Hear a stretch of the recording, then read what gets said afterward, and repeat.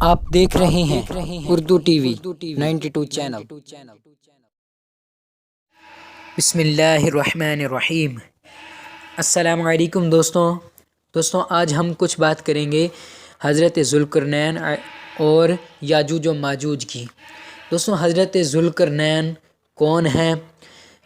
ان کو ذوالقرنین کیوں کہا جاتا ہے؟ آپ کا اصل نام کیا ہے؟ آپ حضرت خضر علیہ السلام کے کیا لگتے ہیں؟ اور یاجوج و ماجوج کون ہیں؟ یہ خونخوار کون ہے؟ قرآن کریم میں کیسے بیان کیا گیا؟ یہ مکمل جانیں گے آپ اس ویڈیو میں دوستوں، تو یہ ویڈیو آخر تک دیکھتے رہیے۔ دوستوں حضرت ذوالقرنین کا نام سکندر ہے۔ یہ حضرت خضر علیہ السلام کے خالہ زاد بھائی ہیں۔ حضرت خضر علیہ السلام ان کے وزیر اور جنگلوں میں علم بردار رہے ہیں۔ یہ حضرت سام بن نوح علیہ السلام کی اولاد میں سے ہیں اور یہ ایک بڑھیا کے اکلوتے بیٹے ہیں۔ حضرت ابراہیم خلیل اللہ علیہ السلام کے ہاتھ مبارک پر آپ نے اسلام قبول کر کے مدتوں ان کی صحبت میں رہے، اور حضرت ابراہیم خلیل اللہ علیہ السلام نے ان کو کچھ وصیتیں بھی فرمائی تھیں۔ صحیح قول یہی ہے کہ نبی نہیں ہیں بلکہ ایک بندے صالح، یعنی اللہ کے ایک نیک بندے جو کہ ولایت کے شرف سے سرفراز ہیں۔ یہ حضرت ذوالقرنین کیوں کہلائے؟ حضرت سکندر حضرت ذوالقرنین کیوں کہلائے؟ حضور علیہ السلام نے فرمایا کہ یہ ذوالقرنین یعنی دو سینگوں والے کے لقب سے اس لیے مشہور ہو گئے کہ انہوں نے دنیا کے دو سینگوں یعنی دونوں کناروں کا چکر لگایا تھا، اور بعض کا قول ہے کہ ان کے دور میں لوگوں کے 2 قرن ختم ہو گئے، 100 برس کا 1 قرن ہوتا ہے، اور بعض کہتے ہیں کہ ان کے 2 گیسوں یعنی زلفیں تھیں، اس لیے ذوالقرنین کہلاتے ہیں۔ اور یہ بھی ایک قول ہے کہ ان کے تاج پر 2 سینگ بنے ہوئے تھے، اور بعض اس کے قائل ہیں کہ خود ان کے سر پر دونوں طرف ابھار تھا جو سینگ جیسا نظر آتا تھا۔ بعضوں نے یہ وجہ بتائی کہ چونکہ ان کے باپ اور ماں نجیب الطرفین اور شریف زادے تھے، اس لیے لوگ ان کو ذوالقرنین کہنے لگے۔ واللہ اعلم۔ اللہ تعالیٰ نے تمام روح زمین کی بادشاہی ان کو عطا فرمائی تھی۔ دنیا میں کل 4 بادشاہ ایسے ہوئے ہیں جن کو زمین کی پوری بادشاہی ملی۔ ان میں سے 2 مومنین تھے اور 2 کافر۔ مومنین تو حضرت سلیمان علیہ السلام اور ذوالقرنین ہیں، اور کافر ایک بدبخت نصر اور دوسرا نمرود ہے۔ اور تمام روح زمین کے 1/5 بادشاہ اس امت میں ہونے والے ہیں، جن کا اسم گرامی حضرت امام مہدی رضی اللہ تعالیٰ عنہ ہے۔ حضرت ذوالقرنین نے 3 سفر کیے، جس کے بعد یاجوج و ماجوج والا واقعہ ہوا۔ ان میں سے دوستوں یہ پہلا سفر قرآن مجید میں حضرت ذوالقرنین کے 3 سفروں کا حال بیان ہوا ہے، جو سورہ کہف میں ہے، جن کی روداد بہت ہی عجیب اور عبرت خیز ہے۔ پہلا سفر حضرت ذوالقرنین نے پرانی کتابوں میں پڑھا تھا کہ سام بن نوح علیہ السلام کی اولاد میں سے ایک شخص آب حیات کے چشمے سے پانی پی لے گا تو اس کو موت نہ آئے گی۔ اس کے لیے حضرت ذوالقرنین نے مغرب کا سفر کیا۔ آپ کے ساتھ حضرت خضر علیہ السلام بھی تھے۔ وہ تو آب حیات کا چشمہ پر پہنچ گئے اور اس کا پانی بھی پی لیا، مگر حضرت ذوالقرنین کے مقدر میں نہیں تھا، وہ محروم رہ گئے۔ اس سفر میں آپ جانب مغرب روانہ ہوئے تو جہاں تک آدمی کا نام و نشان ہے وہ سب منزلیں طے کر کے آپ ایک ایسے مقام پر پہنچے کہ انہیں سورج غروب کے وقت ایسا نظر آیا کہ وہ ایک سیاہ یعنی کالے چشمے میں ڈوب رہا ہے، جیسا کہ سمندری سفر کرنے والوں کو آفتاب سکندر کے کالے پانی میں ڈوبتا نظر آتا ہے۔ وہاں ان کو ایک ایسی قوم ملی جو جانوروں کی کھال پہنے ہوئے تھی، اس کے سوا کوئی دوسرا لباس ان کے بدن پر نہیں تھا، اور دریائے مردہ جانوروں کے سوا ان کی غذا کا کوئی دوسرا سامان نہیں تھا۔ یہ قوم ناسک کہلاتی تھی۔ حضرت ذوالقرنین نے دیکھا کہ ان کے لشکر بے شمار ہیں اور یہ لوگ بہت ہی طاقتور اور جنگجو ہیں۔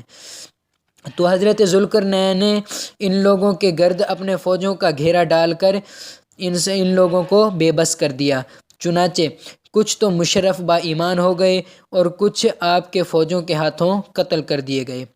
دوسرا سفر، پھر آپ نے مشرق کا سفر فرمایا یہاں تک کہ سورج طلوع، جہاں سے سورج نکلتا ہے، سورج طلوع ہونے کی جگہ پہنچے تو یہ دیکھا کہ وہاں ایک ایسی قوم ہے جن کے پاس کوئی عمارت اور مکانات نہیں ہیں۔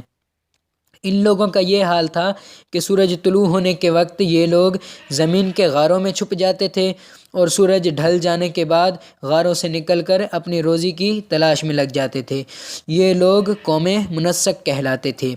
حضرت ذوالقرنین نے ان کے مقابلے میں بھی لشکر آرائی کی اور جو لوگ ایمان لائے ان کے ساتھ بہترین سلوک کیا اور جو اپنے کفر پر اڑے رہے ان کو تاتیا کر دیا۔ تیسرا سفر، پھر آپ نے شمال کی جانب سفر فرمایا یہاں تک کہ سدین، دو پہاڑوں کے درمیان میں پہنچے تو وہاں ایک آبادی کے عجیب و غریب زبان تھی۔ ان لوگوں کے ساتھ اشاروں سے بمشکل بات چیت کی جا سکتی تھی۔ ان لوگوں نے حضرت ذوالقرنین سے یاجوج و ماجوج کے مظالم کی شکایت کی اور آپ کے مدد کے طالب ہوئے، آپ سے مدد مانگی۔ یاجوج و ماجوج کون ہیں؟ آئیے اب یہ جانتے ہیں۔ یہ یافس بن نوح علیہ السلام کی اولاد میں سے ایک فسادی گروہ ہے، اور یعنی کہ حضرت نوح علیہ السلام کے جو بیٹے تھے یافس، یہ یاجوج و ماجوج انہی کی اولاد میں سے ایک فسادی گروہ ہے، اور ان لوگوں کی تعداد بہت ہی زیادہ ہے۔ یہ لوگ بلا کے جنگجو، خون خوار اور بالکل ہی وحشی اور جنگلی ہیں۔ یہ جو بالکل جانوروں کی طرح رہتے ہیں۔ موسم ربیع میں یہ لوگ اپنے غاروں سے نکل کر تمام کھیتیاں اور سبزیاں کھا جاتے تھے اور خشک چیزوں کو لاد کر لے جاتے تھے۔ آدمی اور جنگلی جانوروں، یہاں تک کہ سانپ، بچھو، گرگٹ اور ہر چھوٹے بڑے جانور کو کھا جاتے تھے۔ آئیے اب کچھ بات کرتے ہیں کہ ان کو قید کیسے کیا گیا، دیوار کیسے کھڑی کی گئی۔ سد سکندری یعنی حضرت سکندر کی دیوار۔ حضرت ذوالقرنین سے لوگوں نے فریاد کی کہ آپ ہمیں یاجوج و ماجوج کے شر اور ان کی ایذا رسائیوں سے بچائیے، اور ان لوگوں نے ان کے عوض کچھ مال دینے کی بھی پیشکش کی۔ تو حضرت ذوالقرنین نے فرمایا کہ مجھے تمہارے مال کی ضرورت نہیں ہے، اللہ تعالیٰ نے مجھے سب کچھ دیا ہے، بس تم لوگ جسمانی محنت سے میری مدد کرو۔ چنانچہ آپ نے دونوں پہاڑوں کے درمیان بنیادیں کھدوائیں نیچے کی طرف۔ جب پانی نکل آیا تو اس پر پگھلائے ہوئے تانبے کے گارے سے پتھر جمائے گئے اور لوہے کے تختے نیچے اوپر چن کر ان کے درمیان میں لکڑی اور کوئلہ بھر دیا گیا اور اس میں آگ لگوا دی۔ اس طرح یہ دیوار پہاڑ کی بلندی تک اونچی کر دی گئی اور دونوں پہاڑوں کے درمیان کوئی جگہ نہ چھوڑی گئی۔ پھر پگھلایا ہوا تانبا دیوار میں پلا دیا گیا، جو سب مل کر بہت ہی مضبوط اور نہایت مستحکم دیوار بن گئی۔ قرآن مجید میں سورہ کہف میں حتی اذا بلغ مغرب الشمس سے لے کر من امرنا یسرا پہلے سفر کا ذکر ہے، پھر ثم اتبع سببا سے خبرا تک دوسرے سفر کا تذکرہ ہے، اور ثم اتبع سببا سے وکان وعد رب حقا تک تیسرے سفر کی روایت ہے۔ اور یہ حضرت سکندر جو کہ حضرت ذوالقرنین کی بنائی ہوئی دیوار کیسے ٹوٹے گی؟ حدیث شریف میں ہے کہ یاجوج و ماجوج روزانہ اس دیوار کو توڑتے ہیں اور دن بھر جب محنت کرتے کرتے وہ اس کو توڑنے کے قریب ہو جاتے ہیں تو ان میں سے کوئی کہتا ہے کہ اب چلو باقی کل توڑ ڈالیں گے۔ دوسرے دن جب لوگ آتے ہیں تو خدا کے حکم سے وہ دیوار پہلے سے زیادہ مضبوط ہو جاتی ہے۔ جب اس دیوار کے ٹوٹنے کا وقت آئے گا تو ان میں سے کوئی کہے گا کہ اب چلو انشاء اللہ تعالی کل اس دیوار کو توڑ ڈالیں گے۔ ان لوگوں کے انشاء اللہ تعالی کہنے کی برکت اور اس کلمے کا ثمرہ ہوگا کہ دوسرے دن دیوار ٹوٹ جائے گی۔ یہ قیامت کے قریب ہونے کا وقت ہوگا۔ دیوار ٹوٹنے کے بعد یاجوج و ماجوج نکل پڑیں گے اور زمین میں ہر طرف فتنہ، فساد اور قتل و غارت کریں گے۔ چشموں اور تالابوں کا پانی پی ڈالیں گے، اور جانوروں اور درختوں کو کھا ڈالیں گے، زمین پر ہر جگہوں میں پھیل جائیں گے۔ مکہ مکرمہ، مدینہ طیبہ اور بیت المقدس، ان 3 شہروں میں یہ داخل نہ ہو سکیں گے۔ پھر حضرت عیسیٰ علیہ السلام کی دعا سے ان لوگوں کی گردنوں میں کیڑے پیدا ہو جائیں گے اور یہ سب ہلاک ہو جائیں گے۔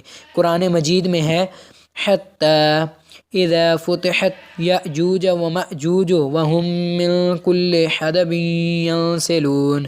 ترجمہ: یہاں تک کہ جب کھولے جائیں گے یاجوج و ماجوج اور وہ ہر بلندی سے ڈھلکتے ہوں گے۔ تو دوستوں، یہ تھی یاجوج و ماجوج اور حضرت ذوالقرنین کی کہانی۔ تو امید کرتا ہوں آج کی یہ ویڈیو پسند آئی ہوگی۔ اگر پسند آئے تو لائک ضرور کر دیں اور ہمارا چینل ضرور سبسکرائب کریں مزید بہت اچھی ویڈیوز کے لیے۔ ویڈیو دیکھنے کا بہت شکریہ۔ اللہ نگہبان۔ السلام علیکم ورحمۃ اللہ وبرکاتہ۔